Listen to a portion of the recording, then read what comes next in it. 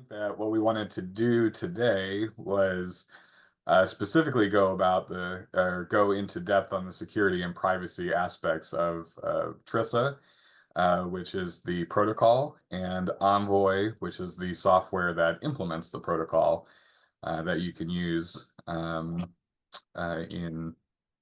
in your sort of travel rule or compliance solution. I have the presentation, but Edwin, if you just want to jump in at any point, just go ahead and feel free to interrupt me, and we'll go through this. Sounds good. And also, really, just anyone else, if you have questions, please unmute and dive in. That's perfectly fine with me. So I guess I want to talk about three main things: travel rule exchanges and how we think about those exchanges. What secure envelopes are, which is the basis of the security principles that's inside of TRISA, and then start thinking about some of the privacy considerations, particularly if you're running your own Envoy node. So at a high level, that's what we're going to be talking about. It might get a little technical, but it's all cryptography talk, so hopefully that's interesting to everyone on the call. JJ already mentioned this, but just to set the stage, the travel rule is intended for anti-money laundering and counterterrorism, and for financial services that are transferring across borders, geographic borders. The rule is that you have to exchange PII about your account holders, and hold on to that account holder information to identify and report suspicious activity and take any other lawful actions as required by the law enforcement agencies in the regulatory regime that you are in. So that unfortunately does raise a lot of questions, because in the virtual asset and crypto asset world, we don't have centralized systems like SWIFT or IBAN numbers or anything like that. So it really does raise this question of how do we make sense of the PII that we need to exchange? How can we keep that data secure? And how can we trust our counterparty VASPs to keep their customer data secure, particularly when they're in another country, right? That might have different requirements and different laws. And I don't really have like a great answer to all of those questions. I think that's what we as a community are struggling with, and trying to make sense of and trying to figure out. And I think that's why having working groups like the TRISA working group that's composed of technologists and financial folks and lawyers and regulators is so important to make sure that we're all having this conversation. But TRISA, and there are a few other folks out there, are trying to make sure that VASPs and CASPs can comply with the travel rule and with other regulations that are coming into effect and being enforced in the very near future. So just a quick view of the sort of ecosystem. There are a couple other ones that I didn't include in this slide, but I want to kind of talk about the technical aspects of how people are making choices in their travel rule solution. And that hopefully will lead to a conversation about interoperability in the future. But I have these axes of sort of decentralized versus centralized, open versus closed.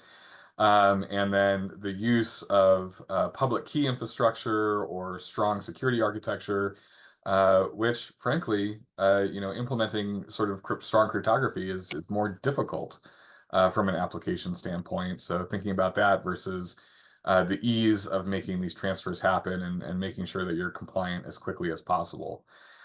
So TRISA and TRP we work very closely together, and we are interoperable. I would say that TRP aims for the simpler side of things, right? A web API that's very recognizable to developers, a very simplified exchange mechanism for decentralized transactions, and then TRP uses sort of MTLS is required, which is an encryption standard that requires both parties to verify themselves, kind of like when you see the lock in your browser, that's TLS. It means that whatever website you're connecting to is that that's the right website. MTLS guarantees that both the client and the server are verified. TRISA has a certificate authority, so we err more on the PKI side, whereas TRP you can technically use any certificate that you can get from any certificate provider. TRISA says that you have to use our certificates, and I'll get into more on that, on why we do that and what that means. And we also focus on a strong cryptography layer with secure envelopes. But both TRISA and TRP are decentralized. Peer-to-peer exchanges are sort of the norm. A very similar approach to TRISA is Verify VASP. And Verify VASP is not really centralized, but they are closed source, right? So similar to TRISA, they use PKI, they issue their own certificates. They do verification and routing through something similar to a GDS, and they do encrypted data exchange. But it's entirely within their own ecosystem. They don't have a working group. They don't have open source libraries. TRISA is very interested in interoperation with Verify VASP because we're so similar in the way that we do things, and it seems like verification, it seems like integration and interoperability would be easy, but because it's that closed environment, Verify VASP has been a little bit less willing to engage in TRISA because they want to make sure they have very good control over who joins the Verify VASP network. And that's the same with Coinbase Trust, right? Very strict membership verification and due diligence process, which is very expensive. But then on the ease of use side, you're emailing CSVs with transactions around to the members. So you certainly don't have to set up a server or do any of that. And that's kind of the landscape. That's really what we're looking at. There's some other ones like Code and people are trying to set up new things all the time. But I would say these are the main ones. So with that landscape in mind, I guess let's talk about what makes TRISA different and maybe why you would choose TRISA over some of the other things. TRISA's primary goal is to protect user privacy, right? I think that everyone in the TRISA group looked at, the fact that we had to exchange travel rule information, and what that meant was exchanging user account data, including things like national identification numbers, birthdays, addresses, full legal names. And frankly, the VASP, like virtual asset and cryptocurrency community, is all about privacy, right? So exchanging that data, we wanted to make sure it was private, very, very private. We wanted to ensure it was fast and inexpensive. We're open source. That's very important to us. And then also, again, decentralized. We don't want some centralized clearinghouse. The TRISA working group is our open governance body, but we also recognize that TRISA is not going to be for everyone, so we want to ensure that we can interoperate with other approaches, including some of the ones I had in this previous slide. And like I mentioned, TRISA and TRP we're fast friends, and we work together to make sure that there's interoperability between those two protocols. You sort of make choices based on what your requirements are when you sort of think about the differences between TRISA and TRP. All right, so let's get into some of the security stuff, because that's what we're all here to talk about. So I want to talk a little bit about how a travel rule exchange works, right? Like, how do we send this PII back and forth? Now, I do want to mention that there's a lot of considerations to this beyond just the security aspects. I'm going to be focusing on the security aspects, but I don't want to trivialize the challenges that are associated with identifying counterparties, collecting the required information, understanding what information is required, and so on and so forth. So this really is about the sort of security aspects of the exchange. So let's talk about step one. So TRISA operates a certificate authority, and that certificate authority will hand out MTLS certificates, which can be used to establish secure communications, like an encrypted tunnel between two parties, two servers, and both of those servers know who the other person is, that they are authenticated using very strong cryptographic techniques, the latest version of TLS, And moreover, if they have been issued that TRISA certificate, it means that they are a member of the TRISA network, right? You know some things about that VASP just by virtue of that MTLS connection. So the first step in this whole process is that you have to get certificates from TRISA. And it's a pretty straightforward process. It does take a lot of time. A lot of information is required, but it's kind of the same with getting certificates from anywhere else, really. You have to submit, some legal person information about your business. You have to submit contact information of people who are at your business that can be contacted with compliance concerns or technical concerns. And then because this is a certificate system, you also need to submit the domains that you will be operating your TRISA or TRP server on. Once we receive that information, we do some verification, right? We don't just hand things out automatically. The first thing we do is domain verification. We make sure that you own or control the domain that you said that you were going to be operating your TRISA or TRP server on. We do contact verification, making sure that those emails work and that those people are real and that we can get a hold of them. And the last thing we do is we make sure that you have a business purpose for being on the TRISA network. This usually involves like a phone call, a phone interview, talking it through with the VASP who's trying to register. But if it's not clear that you have a business purpose, then we don't want to admit you to the network because that might make you a recipient of PII information when you don't have a business purpose. So we validate that. And once with us validated, we hand you TRISA identity certificates. So these are standard X509 certificates. Anyone who's operated a website or is doing cryptocurrency probably recognizes those certificates. And actually, it's not just one certificate, it's two certificates. So one for the mainnet, which is the production network, and one for the test net so that you can build and integrate your travel rule compliance system, without having to send real data to a counterparty, and you can interact with some development and debugging tools that we have on the testnet network, like robot VASPs, that can help you develop. Do you know if any certificates have been issued to government authorities? We have spoken to some who were interested in receiving certificates. I don't think anyone has followed through with actually submitting a registration yet. So there are no government authorities that currently hold certificates. There is interest, though. Do you guys have a policy?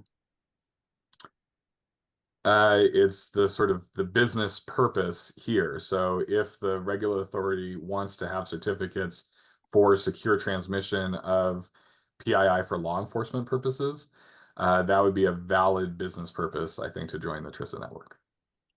Thank you. This is JJ again. One of the use cases for governments is more being a issuer of certificates. So having them be a registration authority and a sub-CA is the model that we have in mind for governments. Which is a slightly different thing than being able to communicate on the peer-to-peer network. And I think it's very important that any type of use of the government entity of the network in that way would have to be in accordance with appropriate privacy laws in the United States and elsewhere. JJ, did you say that the thinking was that the government entity would be the issuer? We've had some interest from various different governments, as part of their licensing regime to actually issue certificates. And so that was one of the models that's been contemplated but not actually deployed. And to Carol's point, we would, and Benjamin's point, we would not allow governments to sort of have a VASP certificate, and we identify the type of entity they are. But the problem with having a VASP certificate is they could masquerade as a VASP, and we wouldn't allow that. Thank you. While we're on that topic, I will say not just government agencies, but also TRISA service providers So if there's like a service provider who is providing a travel rule compliance solution, they could potentially also become a certificate issuer for certificates in their of their customers. So there's kind of these are features of certificate authorities that TRISA can make use of. We're also in discussion with TRP about whether they want to set up their own certificate authority for TRP issued certificates, or sort of other entities that want to hand out certificates. And basically what that does is you get knowledge from the counterparty that they are part of the network, but they're also part of this sub-network, that also has some information associated with it.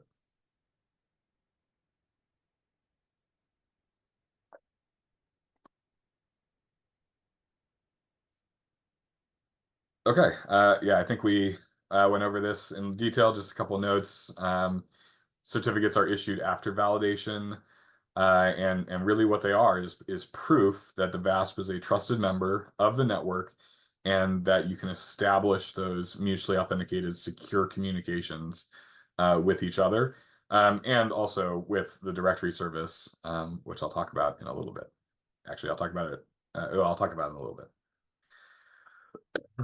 So the second step here is that you have to employ those certificates somewhere, right? Like just having the certificates isn't enough. You need to set up some kind of server to send and receive TRISA and or TRP messages. So the open source software that implements a TRISA node and also a TRP node is called Envoy. So TRISA Envoy. It is open source in the TRISA GitHub repository. It is able to be Helm installed, so it's something that's fairly easy to set up and deploy. So you can run it yourself. There are hosting providers, including Rotational Labs, who will host an Envoy node for you on your behalf. And like I said, there's some other TRISA service providers who might host either Envoy or something like Envoy on your behalf. But the point is you have to deploy this endpoint in order to exchange messages with your counterparty VASPs, and you have to install your identity certificates on that server. So just a little bit about Envoy and potentially what you could expect from any TRISA service provider is there's this server out there. It has the certificates installed, and then it runs a TRISA endpoint for exchanging peer-to-peer TRISA messages. Envoy runs a TRP endpoint as well for exchanging TRP, sending and receiving TRP messages. Envoy also has a user interface. So if you just want a human compliance officer to interact with your travel rule messages, they can do so via that user interface. But what I would say is more common is that you want to integrate Envoy with your backend. So there's an API and webhook model so that you can send and receive both TRISA and TRP transactions via your Envoy node. And you can kind of think of it as like a boundary node that allows you access to the rest of the network. So that is the second step, is installing those certificates somewhere. So let's talk about an exchange, right? So you have an account holder at your VASP, and you would like to send a travel rule message ahead of a cryptocurrency transaction. And I think people get a little confused about the certificate authority and the global directory service, right? They, there is a centralized aspect with this, which is you have to join the network and obtain those certificates. But during any individual travel rule transaction, the GDS is not involved. The only way that you might use the GDS is cannot do much about that. No, but I just have to to stop look it up being the counterparty. Yeah. Is to look up the counterparty to figure out, who or where do I send this to? So, the GDS acts as like a discovery mechanism, but it's not in the middle of any transactions. You do not send any private information, any transaction information, or any travel rule information whatsoever to the GDS, right? None of that goes to the GDS. It is direct between the originator and the beneficiary VASP. And that is true for both TRISA and TRP messages. So, since we're talking about privacy and security, the only entities that have control over that information during this transaction is the originator's server and the beneficiary server as they're exchanging these messages. In terms of the steps, the first thing you have to do is establish an MTLS connection. So if you're on TRISA, you have to have TRISA certificates in order to establish that MTLS connection. If you're using TRP, you don't necessarily have to have TRISA certificates. You have to have some kind of certificate that establishes your identity, and the counterparty has to have those root certificates as part of their trusted certificates. But that MTLS connection establishes that sort of secure pipe between the two servers, and it's the same thing that we use for credit card transactions and security on the internet. It's just bi-directional, right? That's the mutual part. In a TRISA transaction, the next step is to exchange public keys for creating encrypted payloads, right? So we want to digitally sign and encrypt all of the information that we are sending across. And then once we do that, both the originator and the beneficiary can prepare secure envelopes and send them to each other. And I'm going to go into more detail about what a secure envelope is and what benefits they provide in the next section. I apologize, I have a little bit of a cough. I did just want to make some other one other note, since this is about security and privacy, and that is about travel rule exchanges that don't go through either TRP or TRISA, and we refer to this as the sunrise problem. So the sunrise is, if the counterparty that you're trying to send a message to is not TRP or a TRISA VASP, like what do you do? And so Envoy's answer, like most other TRISA service providers, is that we have to send an email to the compliance officer in order to kick off that exchange. And hopefully that email prompts that compliance team to look into a solution like TRP or TRISA, hopefully one that's interoperable. But until that time, we still have to exchange travel rule information. So we don't view email as a secure method of exchange. So the security things that we do in Sunrise is that the email contains a secure link. It's actually an HMAC verified token. So it can't be randomly guessed. And it's also time limited to make sure that it's not, you can't brute force these tokens in any way. So, if you're interested in the details about HMAC verification tokens, we actually did write a blog post on it. I'm happy to send that to you. But then once the user clicks on the link in the email with this HMAC verification token, they're taken to your Envoy node. Once they get to your Envoy node, that's not enough, right? Because anyone could have possibly intercepted this link. So once they click on the link, they also have to send themselves a one-time access code via email and then put that one-time access code onto the Envoy server. So it guarantees that, whoever, at least there's a gap in time between when the first token was sent and when the one-time access code was sent. And then when we display that PII and ask the counterparty to, accept or reject that transaction, that's displayed on your Envoy node, again, using decryption locally to ensure that that's securely viewed and that really no one else can get access to it. So just a brief note on how we address this sunrise problem in a secure fashion. There's still the single point of failure that it's all over the same email, right? Yes. Yeah, we can't cover every possible eventuality in this case. So if someone has a compromised email or you're sending it to an email that's incorrect, then that's there's no trust mechanism like MTLS when you're sending by email. No room for an SMS or anything. I mean, if folks are interested in SMS, we could certainly do that. For the one-time access code or. Thank you. Yeah. Okay, let's talk about secure envelopes. So secure envelopes, the tunnel, the connection in TRISA is not only secured, but also the data that's sent through that tunnel is also secured. And the data that's sent is stored in a secure fashion, and that secure package we refer to as secure envelopes. Now, the primary virtue of a secure envelope is that only the recipient of the secure envelope can decrypt that envelope using their private keys. Even the sender can't decrypt the envelope that they send to the originator. So that's the primary virtue. And so, as the sender of this PII payload, you sort of know that at the very least, your recipient has it in an encrypted form, and you're hoping that they save that data in an encrypted form, the form that you sent it to them in. And if your counterparty is using Envoy, then that is, in fact, what they are doing.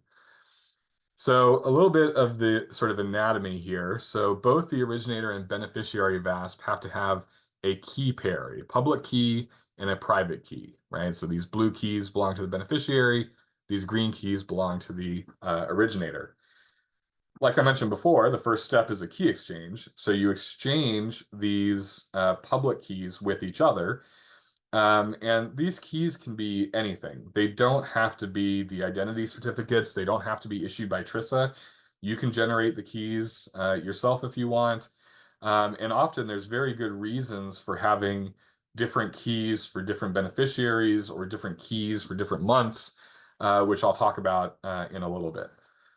So once you've exchanged keys, now the originator has the blue public key of the beneficiary. This payload right here, which is the IVMS 101 payload, which contains the identity information and some transaction information, is encrypted using a randomly generated encrypted key with strong encryption. Envoy by default uses AES 256. And then an HMAC signature is also generated with an HMAC secret, right? So now you have an encrypted payload and an HMAC signature. The HMAC secret and the encryption key are then encrypted in this blue box using the public key of the beneficiary. So at this point, the secret and the key can only be decrypted by the beneficiary, and this payload and HMAC signature can only be decrypted and verified if the HMAC secret and the encryption key are decrypted. So that's why we say that only the recipient can decrypt this message, because the secret and key can only be decrypted by the beneficiary's private keys. And then there's a little bit of metadata inside the envelope that's not encrypted, but really is just about telling the counterparty how to decrypt this message, right? So what sealing key do we use? What algorithms do we use? What's the envelope ID? That kind of stuff.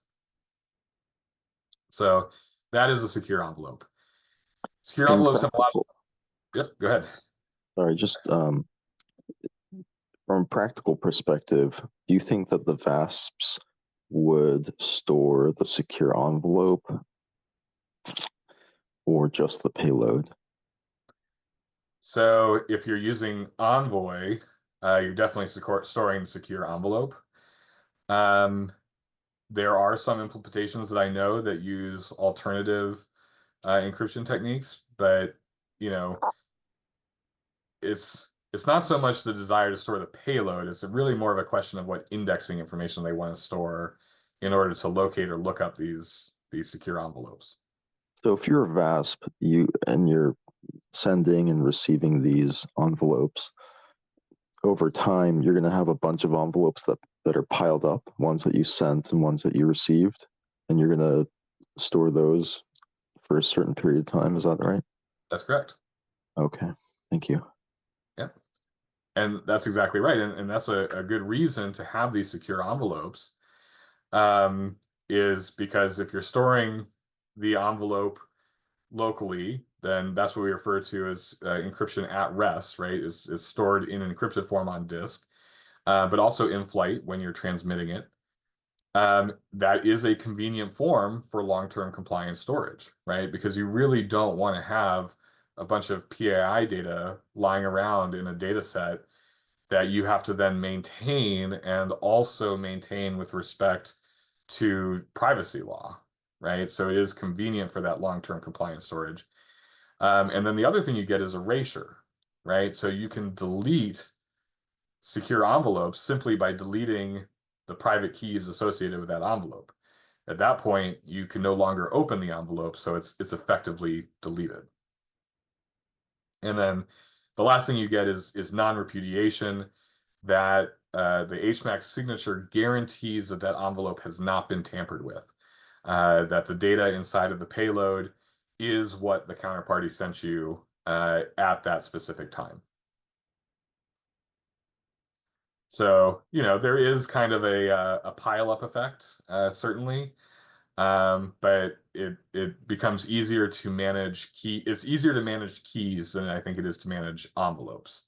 And Envoy has some automated key management systems, and, you know, automatic deletion of data and that kind of stuff that you can implement as policies if you're using Envoy.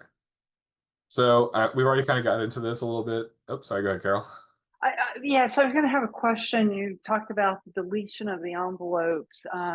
Under the record-keeping rules for the Bank Secrecy Act, which is the basis of the travel rule, there's a 5-year record-keeping requirement.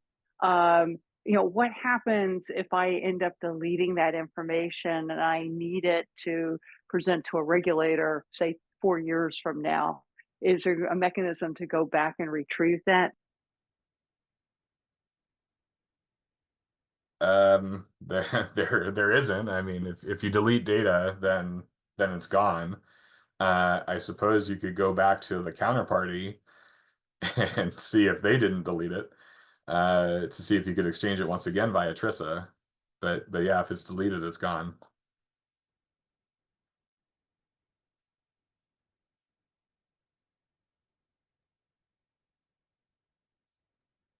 Thank you. Sure. Yeah, yeah, there's no master keys. You know, so hopefully, you know, Envoy has like a key backup system. It allows you to use your own key management system if you want. So, you know, losing the keys would be bad. But, you know, getting back to your 5 or 7 years thing, one scheme that people are setting up, and that hopefully Envoy will support in the future, is that Envoy will generate a new key every month, right? So, you know, when you're exchanging those keys, it's a new key every month. And then that means that, like, in November 2024, all of these secure envelopes are encrypted with, you know, key A. And in December 2024, all of the envelopes are encrypted with key B. So that means that if you have, say, 5-year compliance storage requirement, then in December 2029, you can delete key A, and you've effectively deleted every secure envelope sent in November 2024, right? If the sender cannot see the envelope, they see the contents of the envelope they sent, the sender doesn't really need to store that envelope. They just need to store a record that they sent this data to this other VASP. There's no reason to keep it, right? It depends on your compliance implementation. So that's true. When we talk about an exchange in TRISA, it's really about both the originator and the beneficiary VASP having the same exact payload, right? So, like, you know, you keep going through these exchanges until you're both sitting there with the same payload, the same HMAC secret, and the same encryption key, so that the only thing that's different is the public key cryptography.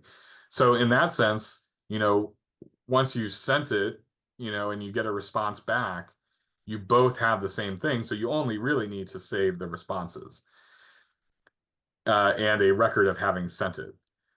Envoy takes a more conservative view.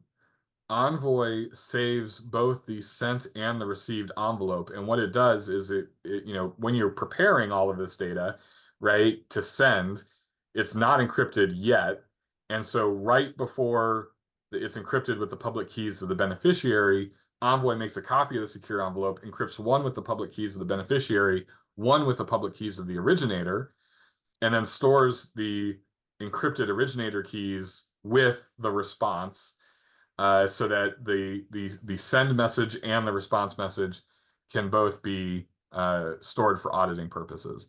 And again, you're right, you don't have to, but Envoy does that just to be ultra conservative in case there is a requirement in the future that we want to see every single message sent and received from both parties. Oh, interesting. So it creates two envelopes, if you will. One, the one that you're sending, which is unreadable except for the beneficiary, and then the another copy basically that you can open. Exactly. If you're the sender. Okay, cool. Yeah.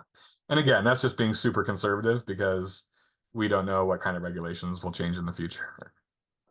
Cool. And you might want to keep the one that you sent to the sender to address, if they ask for it again, then you say, oh, I happen to have that. Here you go again. Okay. Exactly. Go ahead, Cam. Yeah, Benjamin, what sort of the average file size do you expect these envelopes to be? Oh, that's a great question. So they usually sit around 200 to 600 kilobytes. So they're not huge. Right. I didn't expect they would be. That's great though. Thanks. Yeah. IVMS 101 is incredibly verbose. So that's where most of the data is. The HMAC secret and the encryption key are 32 bytes. All of the things around this are on the level of like less than 100 to 200 bytes, right? Not even kilobytes. So really it's the payload that determines the size. And then any type of cryptography is going to add a little additional overhead in how much you're going to store versus the raw JSON, but we also employ compression techniques to make sure that the data is as compact as possible when we're encrypting it. So it is relatively small. It's just the verbosity of IVMS 101 that kind of creates the payload size. Makes sense. Thanks for the comprehensive answer there. Thank you. Sure. It's a great question. All right. Just to wrap up, talking about defense in depth, for Envoy specifically, everything is stored as a secure envelope in a database.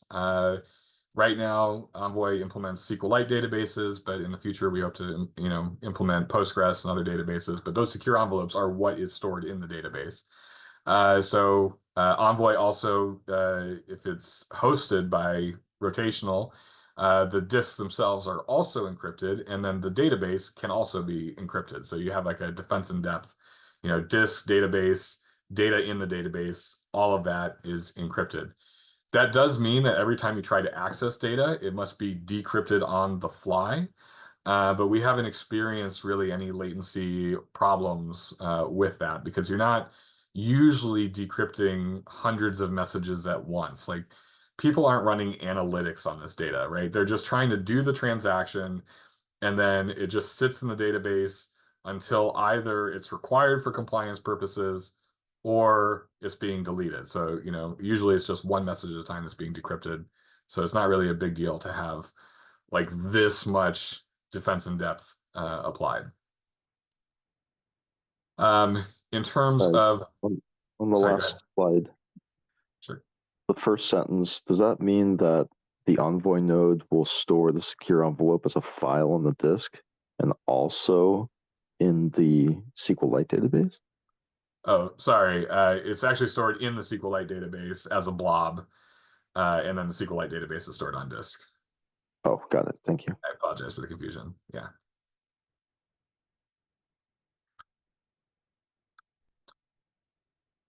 So in terms of erasure, this is a consideration for everyone that's doing this, right?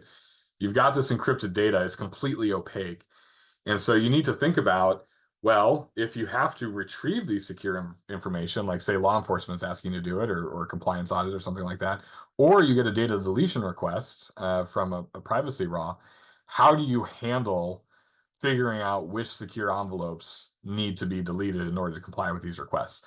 And so unfortunately, the answer to that is you have to have some index that's not encrypted that maps some information to these secure envelopes. So Envoy, the sort of identifying information that's not encrypted that's used for looking up is the crypto wallet addresses. So as long as you can map a person or customer to a crypto wallet address, then you can look up these secure envelopes. If you need other indexes, then you would have to build those indexes yourself. Go ahead, Cam. Yeah, I just around the data deletion request, assuming you're referring primarily to GDPR in Europe. I actually raised this question when I was in at PayPal, and essentially got the CSSF, the bank regulator in Europe, to meet with the GDPR regulators, which they had not done. And initiated a conversation to say that essentially they made a ruling that, AML information requirements trump GDPR's right to be forgotten, and that the bias would be toward whatever your jurisdictional requirements are for AML data retention is probably what's going to take precedence versus a GDPR-like data deletion request. That's a very good point. And to follow up on Cam's comment, that is the same prevailing view in the United States as well.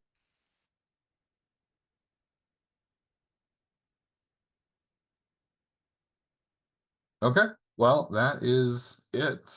I don't know if there's any other questions about how Envoy or TRISA works, but that was sort of my overview that I had.